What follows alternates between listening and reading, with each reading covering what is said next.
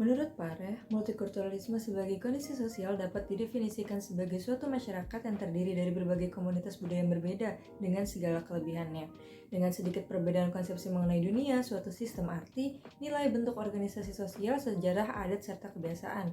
Nah, definisi tersebut dapat disederhanakan menjadi sebuah keadaan di mana masyarakat yang terdiri dari beragam perbedaan dapat hidup berdampingan dan memiliki rasa saling menghormati dan menghargai perbedaan yang ada.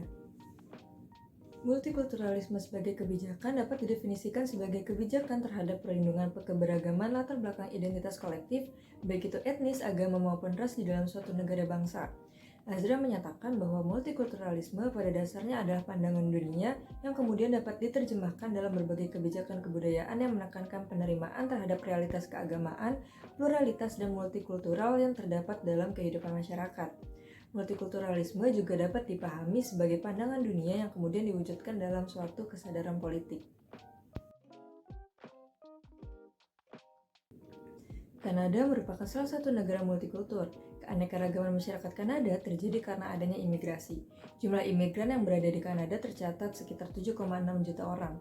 Hal tersebut menjadikan Kanada sebagai negara ke-8 dengan populasi imigran terbanyak di dunia.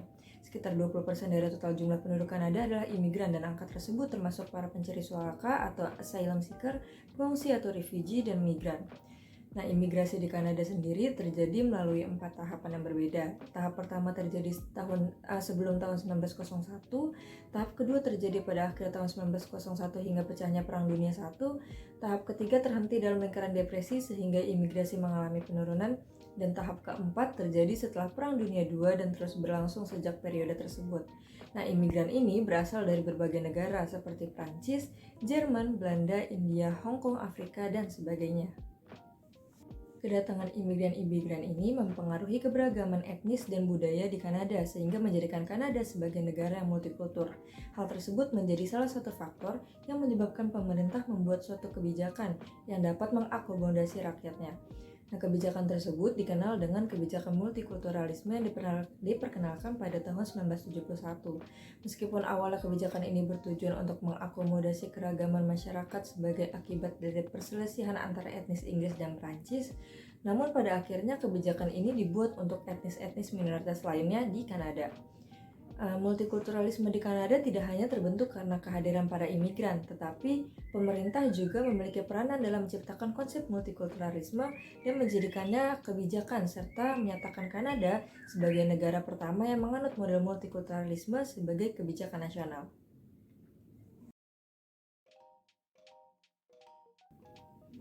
Menurut James Banks, pendidikan multikultural adalah konsep ide atau falsafah sebagai suatu rangkaian kepercayaan dan penjelasan yang mengakui dan menilai pentingnya keragaman budaya dan etnis di dalam membentuk gaya hidup, pengalaman sosial, identitas pribadi, kesempatan-kesempatan pendidikan dari individu, kelompok, maupun negara.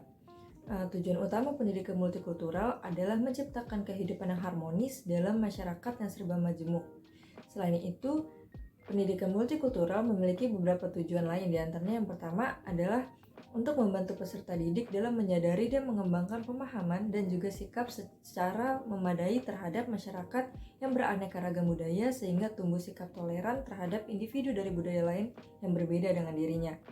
Lalu yang kedua, untuk memberikan pemahaman bahwa setiap peserta didik memiliki budayanya masing-masing yang berharga. Lalu yang ketiga, untuk memberikan hak pendidikan yang layak dan adil bagi semua peserta didik tanpa memandang perbedaan, sehingga setiap anak dapat mengembangkan potensi mereka secara optimal. Dan yang keempat, untuk mengurangi prasangka negatif dan sentimen kesukuan, etnik, budaya, dan keagamaan di sekolah maupun di masyarakat, sehingga dapat menciptakan masyarakat yang damai dan sejahtera. Untuk menerapkan pendidikan multikultural, terdapat 5 dimensi pendidikan multikultural yang harus diperhatikan menurut James Banks. Di antaranya adalah yang pertama content integration atau integrasi isi atau materi. Yang mana ini menjelaskan mengenai sejauh mana guru menggunakan contoh dari beberapa budaya dan kelompok untuk mengilustrasikan sebuah konsep dalam suatu mata pelajaran. Contohnya dalam pelajaran sejarah Indonesia dengan materi perlawanan bangsa Indonesia terhadap kolonialisme bangsa Barat. Guru dapat memperkenalkan tokoh-tokoh lokal dari berbagai daerah yang turut berperan dalam perlawanan tersebut. Lalu dimensi yang kedua adalah knowledge construction atau konstruksi pengetahuan.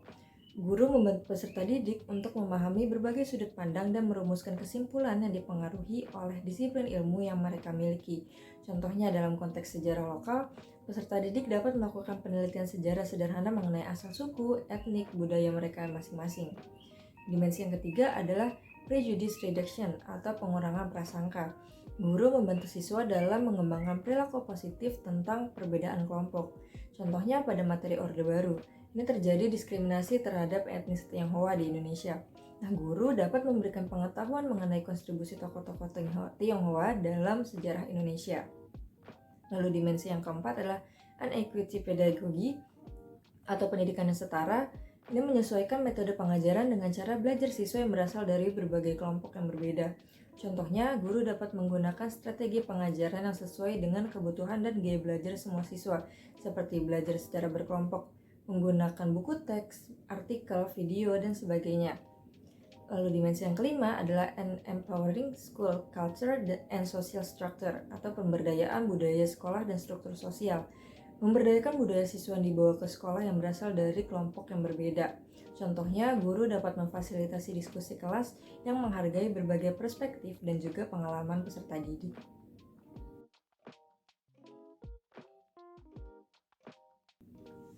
Indonesia merupakan negeri yang terdiri dari agama, etnis, ras, suku, dan budaya yang beragam.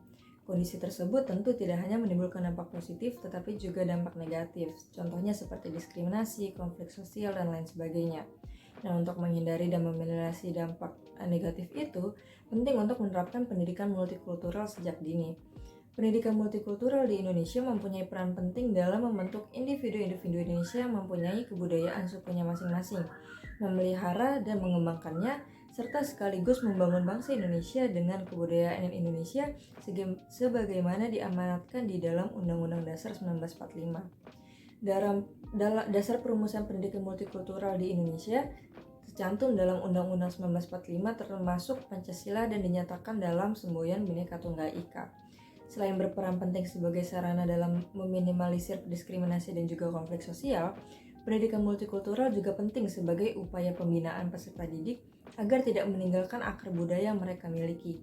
Pendidikan multikultural juga membantu peserta didik dalam memahami dan menghargai keragaman atau toleransi sehingga dapat menjaga persatuan dan kesatuan bangsa. Peraturan tentang pendidikan pada dasarnya tercantum dalam Undang-Undang Nomor 20 Tahun 2003 tentang Sistem Pendidikan Nasional. Ini terdapat di pasal 4 ayat 1 yang berbunyi, pendidikan diselenggarakan secara demokratis dan berkeadilan serta tidak diskriminatif dengan menjunjung tinggi hak asasi manusia, nilai keagamaan, nilai kultural, dan kemajemukan bangsa. Lalu pasal 5 ayat 1 berbunyi setiap warga negara mempunyai hak yang sama untuk memperoleh pendidikan yang bermutu. Lalu Undang-Undang Dasar 1945 pasal 31 juga mengatur mengenai tentang hak dan kewajiban mendapatkan pendidikan yang harus dipenuhi oleh negara kepada warganya.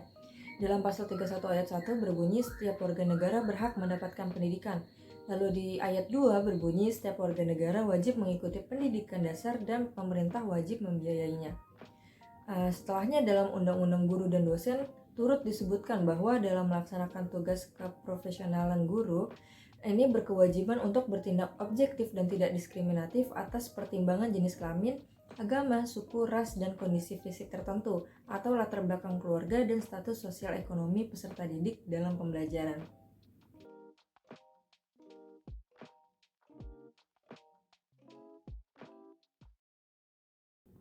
Dalam menerapkan nilai-nilai multikultural pada tema sejarah Indonesia masa praaksara, pertama saya akan menjelaskan mengenai teori asal-usul kedatangan nenek moyang bangsa Indonesia dan mengajak peserta didik untuk berdiskusi mengenai topik tersebut.